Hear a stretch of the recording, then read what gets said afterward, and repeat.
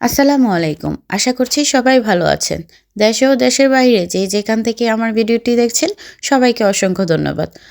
একটা লাইক দিয়ে পুরো ভিডিওটির সাথেই থাকবেন। আশা করছি স্কিপ না করে পুরো ভিডিওটি দেখে নেবেন। পুরো বছর জুড়ে এই আচারটা রেখে খেতে পারবেন। যারা নতুন রাঁধুনি আছেন তারা এই রেসিপিটা সহজেই তৈরি করে নিতে পারবেন। কোনো রকম ঝামেলা ছাড়া এই আচারের রেসিপিটা আপনাদের মাঝে শেয়ার করলাম। সারা বছরই এই আচারটা তৈরি করে রেখে খেতে পারবেন।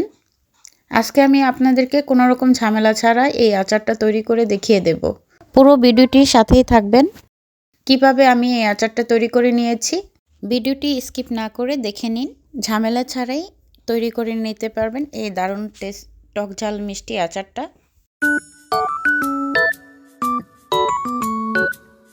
একটা মিক্সিং বল নিয়ে নিয়েছি আর এখানে নিয়ে নিচ্ছি 1 কেজি পরিমাণের জলপাই। এই টক ঝাল মিষ্টি আচারটা একদম ঝামেলা ছাড়াই তৈরি করে নিতে পারবেন আমার এই রেসিপিটা ফলো করলে। এখন দিয়ে দিব 1 চা চামচ হলুদ গুঁড়ো, 1 চা চামচ মরিচ গুঁড়ো, স্বাদ মতো লবণ, আর এখানে দিয়ে দিব সরিষা বাটা। দিয়ে ভালো করে আমি মেখে নেব। জলপাইয়ের সাথে একদম আমি কিন্তু জলপাইটা পিস পিস করে কেটে নিয়েছি। দেখতে পাচ্ছেন আমি একদম একটু ফালি ফালি, যেহেতু জলপাইটা অনেক বড় ছিল তাই আমি একটু ফালি ফালি করে কেটে নিয়েছি। এখন হাত দিয়ে ভালো করে মেখে নিচ্ছি। একদম সহজভাবেই তৈরি করে নিতে পারবেন এই রেসিপিটা। আর এখন আমি একটা প্যানের মধ্যে সরিষার তেল দিয়ে নিয়েছি। এভাবে করে জলপাই আচারটা তৈরি করলে সারা বছর জুড়ে খেতে পারবেন টক ঝাল মিষ্টি জলপাইয়ের আচারটা। আর এখানে দিয়ে দিচ্ছি কয়েকটা শুকনো মরিচ আর দিয়ে দিচ্ছি কয়েক টুকরো রসুন। এখন আমি এটা একটু ভেজে নেব একটু তেলের মধ্যে। যারা কখনো আচার তৈরি করতে পারেন না, আমার এই রেসিপিটা ফলো করলে সহজেই পেরে যাবেন। কোনো রকম ঝামেলা ছাড়াই তৈরি করে নিতে পারবেন। এখন দিচ্ছি জলপাইগুলো, মেখে রাখা জলপাইগুলো দিয়ে দিয়েছি। এখন একটু ভেজে নেব। আমি কিন্তু এখানে জলপাইটা বয়েল করে নিইনি, আমি সিদ্ধ ছাড়াই কিন্তু জলপাইটা ভেজে নিচ্ছি তেলের মধ্যে। এভাবে করে আচার তৈরি করলে মুখে স্বাদ লেগে থাকবে। একবার হলেও ট্রাই করে দেখবেন। এখন আমি একটা ঢাকনা দিয়ে ঢেকে দিয়েছি আর দেন ঢাকনাটা তুলে আবারও নেড়ে চেড়ে দিচ্ছি।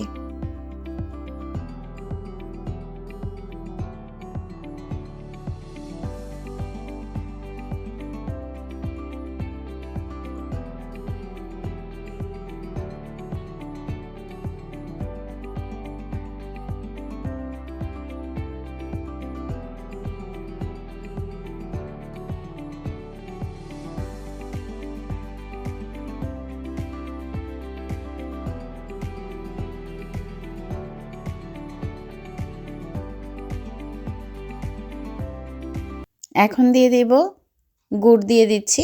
আপনারা চাইলে লিকুইড গুড়টাও ব্যবহার করতে পারেন। গুড় না থাকলে চিনিটা দিয়েও এই টক ঝাল মিষ্টি আচারটা তৈরি করে নিতে পারবেন। আবার নেড়ে চেড়ে আমি মিলিয়ে নিচ্ছি।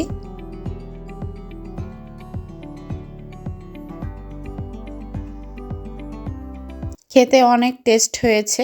বাসায় একবার হলেও ট্রাই করে দেখবেন এই টক ঝাল মিষ্টি আচারটা। আবারও ঢাকনা দিয়ে ঢেকে দিচ্ছি। ঢাকনাটা তুলে আবারও নেড়ে চেড়ে দেব।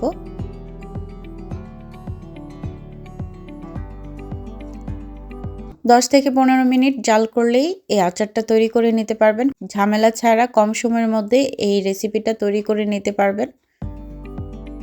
দেখতেই পাচ্ছেন সুন্দর একটা কালার চলে আসছে, প্রায়ই শেষ পর্যায়ে। আর এখন দিয়ে দিচ্ছি 5 ফোড়ন গুঁড়ো করা, আমি এখন দিয়ে দিচ্ছি।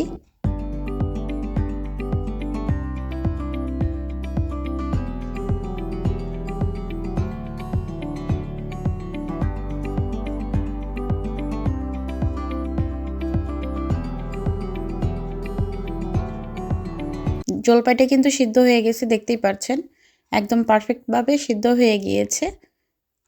আর কতটা লোভনীয় হয়েছে দেখেই বোঝা যাচ্ছে।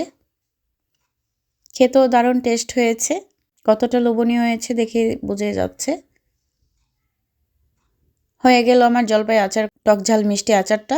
বাসায় একবার হলেও ট্রাই করে দেখবেন, কতটা লোভনীয় হয়, না খেলে বুঝতে পারবেন না। আমার ভিডিওটি আপনাদের কাছে কেমন লেগেছে কমেন্টে জানিয়ে যাবেন। ভালো লেগে থাকলে লাইক কমেন্ট শেয়ার করে পাশে থাকবেন। চ্যানেলে নতুন হয়ে থাকলে চ্যানেলটি সাবস্ক্রাইব করে পাশে থাকা বেল বাটনটা অন করে দিবেন, যেন নতুন নতুন ভিডিও ছাড়ার সাথে সাথে আপনাদের কাছে নোটিফিকেশন চলে যায়। আর যারা অলরেডি চ্যানেলটা সাবস্ক্রাইব করে দিয়েছেন তাদেরকে অসংখ্য ধন্যবাদ। পুরো ভিডিওটির সাথে থাকার জন্য সবাইকে ধন্যবাদ। সবাই ভালো থাকবেন, সুস্থ থাকবেন। Thank you for watching. আল্লাহ হাফেজ।